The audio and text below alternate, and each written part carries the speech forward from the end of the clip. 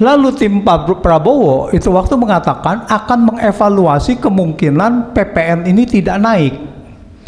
Nah, ini menunjukkan sesuatu yang tim Prabowo ini tidak memahami, bahwa 12% ini tidak bisa kenaikan dari PPN 11% menjadi 12%, tidak bisa dibatalkan dengan keputusan presiden karena ini undang-undang dan harus dibatalkan dengan undang-undang lagi. Dan apakah sempat bahwa 1 Januari membuat undang-undang untuk membatalkan PPN ini?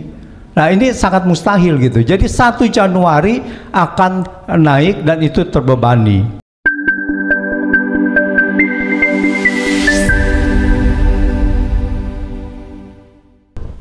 Selamat siang, salam sejahtera untuk kita semua.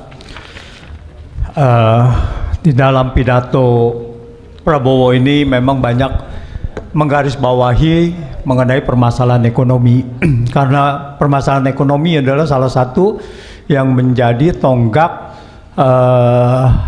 atau hasil dari pemerintahan ini. Jadi ada beberapa catatan di sini, yaitu Prabowo sendiri menyebutkan mengenai kemiskinan, bagaimana memberantas kemiskinan, lalu kemudian memberantas korupsi yang menyebabkan kemiskinan itu. Dan untuk itu diperlukan penegakan hukum ya yang berkeadilan. Dan secara ekonomi untuk memberantas kemiskinan, keadilan, maka diperlukan pertumbuhan ekonomi 8%. Yang tidak kalah pentingnya yaitu ada 2 hal, menggarisbawahi swasembada pangan dan swasembada energi. Kalau kita lihat poin ini sangat banyak. Pertanyaannya adalah apakah mampu dalam 5 tahun ini semua poin itu dapat dicapai? Nah, di sini saya ingin memberikan beberapa paradoks untuk agar bisa dilihat sebagai warning apa saja yang kemungkinan besar ini akan menjadi janji-janji kosong seperti 2014 janji Jokowi yang akhirnya tidak terbukti sama sekali. Jadi kalau kita lihat pemberantasan kemiskinan, tapi 1 Januari yang akan datang akan terjadi kenaikan PPN. PPN dari 11% menjadi 12%. Sedangkan daya beli sekarang lagi turun. Kenaikan 11% menjadi 12% itu bukan kenaikan orang melihatnya 1% dari ekonomi. Tetapi kenaikan itu dari sudut pengeluaran yaitu naik 9%. Dari 10% menjadi 11%, kenaikannya kalau dulu kita beli barang 1 juta, bayar PPN-nya 100.000, sekarang menjadi 110.000. Nah sekarang lalu 1 Januari yang akan datang menjadi 120.000. Dan daya beli ini akan tersorot akan terbebani sekali. Dan kita lihat begitu harga PPN naik pada 3 September pada 1 April 2022, maka tingkat kemiskinan dari April sampai dengan September itu naik tingkat kemiskinan.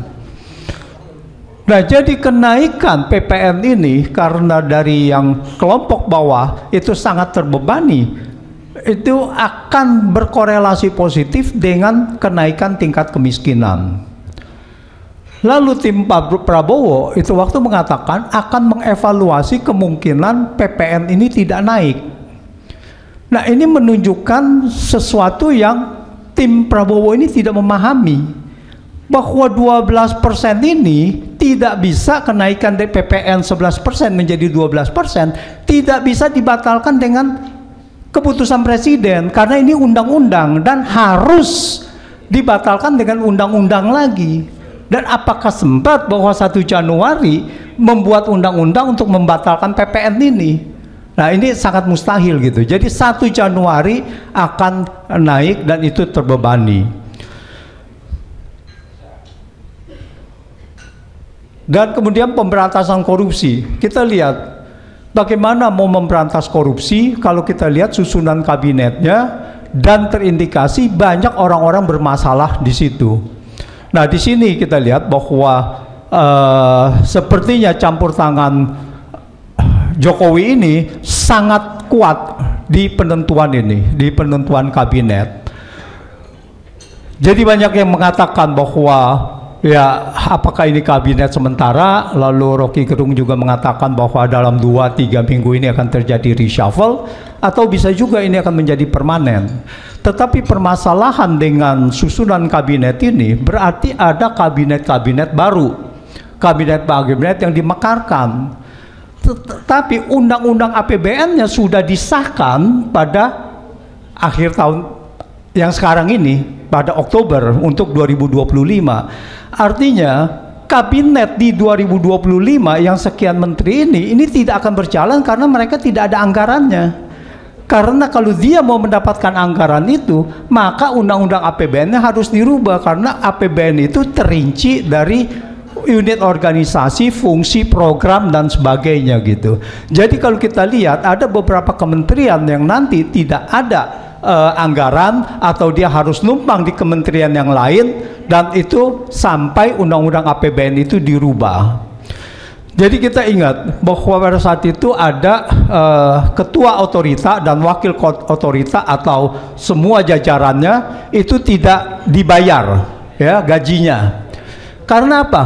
Bukannya karena pemerintah tidak ada uang. Pada saat itu diisukannya ya ini APBN kita sudah tidak ada uang dan sebagainya. Bukan itu, karena itu tidak ada anggarannya. Kalau itu dikeluarkan anggaran untuk kepala IKN, ketua otorita IKN dan sebagainya, maka itu akan menjadi penyimpangan APBN, akan menjadi delik korupsi gitu.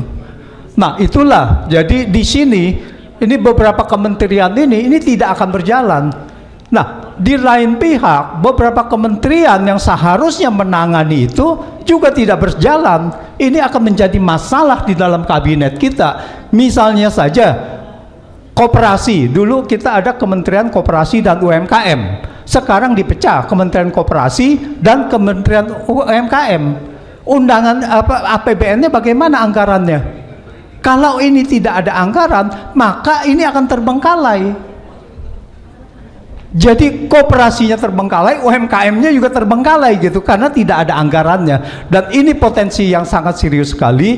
Jadi semoga bahwa undang-undang APBN ini harus diajukan secepatnya menurut kementerian yang ada, yang sudah berubah itu. Penegakan hukum, ya penegakan hukum ini banyak sekali. Bahwa ya salah satunya katanya IKN akan lanjut, tetapi IKN sendiri adalah bermasalah hukum gitu. Dan banyak sekali penegakan hukum ini belum berjalan secara berkeadilan, dan orang-orang yang ada di situ itu masih menjabat. Seperti misalnya kartu prakerja. Kartu prakerja itu tahun 2020 anggarannya 20 triliun terrealisasi.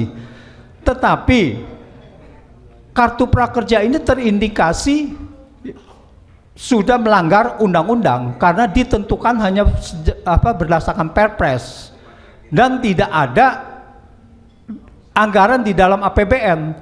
APBN-nya dibuat berdasarkan Perpres lagi gitu. Jadi dua Perpres ini adalah bermasalah untuk mengeluarkan uang kartu prakerja 20 triliun. Nah, ini bagaimana? Jadi ini semua termasuk ganjalan, dan kementerian itu masih ada di situ. Pada saat itu adalah Kementerian Perekonomian yang menangani ini kartu prakerja. Jadi banyak sekali masalah jadi penegakan hukum ini bukan hanya ke depan, tetapi juga bagaimana penegakan hukum yang terjadi, penyimpangan-penyimpangan hukum yang di belakang ini harus ditegakkan juga gitu. Nah ini menjadi PR terbesar penegakan hukum bagi pemerintahan Prabowo. Pertumbuhan ekonomi 8%. Ya tadi juga sudah disinggung oleh Rocky Gerung. Ya bagaimana bisa 8%? Hilirisasi yang mana? Ya kalau kita lihat bahwa kita punya ini industri ini semua sudah kalah bersaing. industri baja saja dengan infrastruktur pembangunan infrastruktur yang begitu besar, tetapi kita punya Krakatau Steel sangat ya malah rugi ya di situ. Jadi kalah bersaing sama import steel baja dari China itu naik sekian puluh%. Jadi ini tidak bisa diandalkan untuk daya saing itu. Jadi mau hilirisasi apa? Kalau di hulunya sendiri kita sudah kalah bersaing. Environmental ethics. Jadi kalau kita bilang ini mengenai pemberian nikel, izin-izin dan sebagainya ditambang yang tadi diindikasikan ada KKN, kolusi, nepotisme, dan ini juga didiamkan. Nah ini masalahnya. Jadi di sini adalah pelanggaran-pelanggaran kartel, monopoli, dan ini dibiarkan. Jadi yang tadi pelanggaran itu bukan hanya pelanggaran di dalam etik, di dalam pemberian konsesi, tetapi pelanggaran terhadap undang-undang. Nah ini yang lebih serius daripada environmentally ethics tadi gitu, dan itu dibiarkan. Nah kembali kepada pertumbuhan 8%, hilirisasi ini ya cuman satu kita dengar bahwa ini adalah hilirisasi. Hilirisasi yang apa? Garment sudah semakin terburuk. Sritex sekarang ini sudah dinyatakan pilot. Nah begitu Sritex pilot, ini ada isu untuk bailout. Nah kita tahu ini akan melanggar undang-undang keuangan negara. Karena apa? Karena pemerintah atau negara tidak boleh mencampuri keuangan dari swasta, dari perusahaan. Dan ini mau di bailout dengan apa mekanismenya? Nah di sini adalah pelanggaran ke Undang-Undang Keuangan Negara. Sritex ini sudah dipilotkan pada waktu zaman masih Presiden Jokowi. Tetapi kemudian sekarang ini itu waktu di bailout dicicil menjadi 12 tahun dan ternyata gagal bayar lagi, dan karena itu langsung bisa dipilotkan. Nah, jadi tidak ada alasan bahwa pemerintah bisa bailout Sritex. Pemerintah mau bailout BUMN saja harus approval dari DPR, harus ada penyertaan modal negara dari DPR. Jadi bagaimana pemerintah bisa memberikan talangan atau bailout atau apapun itu kepada swasta? Itu sudah tidak dimungkinkan. Tetapi suara-suara itu ada gitu, dan itu disuarakan oleh pemerintah gitu. Nah ini paradoksnya. Ya, swasembada energi ini saya khawatir hanya bicara saja karena faktanya ini agak ada terlalu sulit. Kita mau pakai apa? Mau pakai dari biodegradable dari sawit atau katanya singkong dan sebagainya.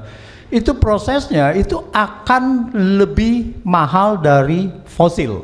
Pertama, siapa yang harus menanggung itu? Berarti kita harus menanggung subsidi lagi. Apakah pemerintah mampu? Apa pemerintah berkomitmen untuk memberikan subsidi itu?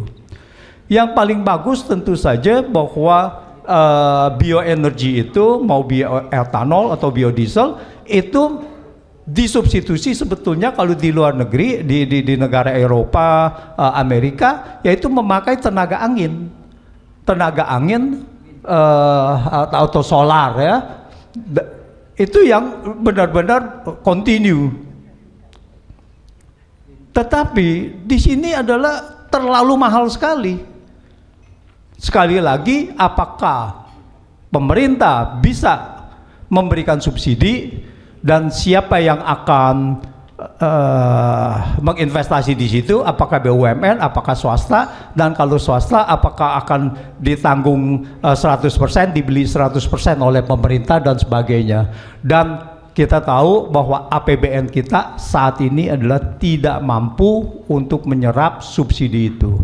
Sedangkan kalau kita lihat bahwa kebijakan dari presiden ini yang akan datang juga dalam 5 tahun yang akan datang, ini akan mengurangi subsidi, dan ini adalah paradoks dari pemberantasan kemiskinan itu. Mengurangi subsidi juga akan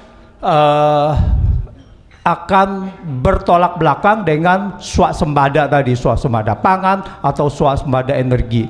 Jadi kalau kita lihat kesimpulannya di sini adalah bahwa masih banyak PR yang harus dikerjakan agar ini semua bisa terrealisasi, dan mungkin FDA, Forum Tanah Air ini bisa memberikan masukan-masukan konstruktif kepada pemerintahan yang akan datang.